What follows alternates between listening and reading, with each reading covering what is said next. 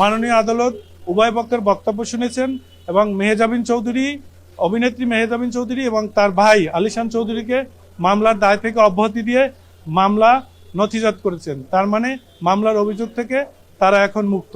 মেহজাবিন চৌধুরী আদালতকে বলেছেন যে তার সাথে আমার কোনোদিন পরিচয় হয় নাই, দেখা হয় নাই এবং আমি তাকে চিনিও না।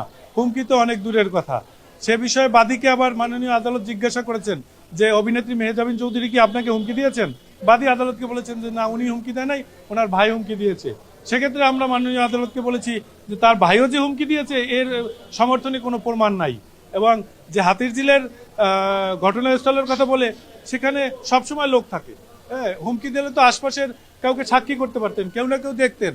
এবং হাতিরঝিলটা পুরো সিসি ক্যামেরা নিয়ন্ত্রণাধীন এলাকা।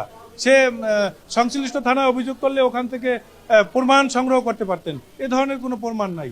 শুধু শুধু হয়রানি করার জন্য অভিনেত্রী মেহজাবিন চৌধুরীকে বিরুদ্ধে মামলা করা হয়েছে এবং মাননীয় আদালত এই জিনিসটি বুঝতে পেরে এই মামলা থেকে তাদের অব্যাহতি দিয়েছে।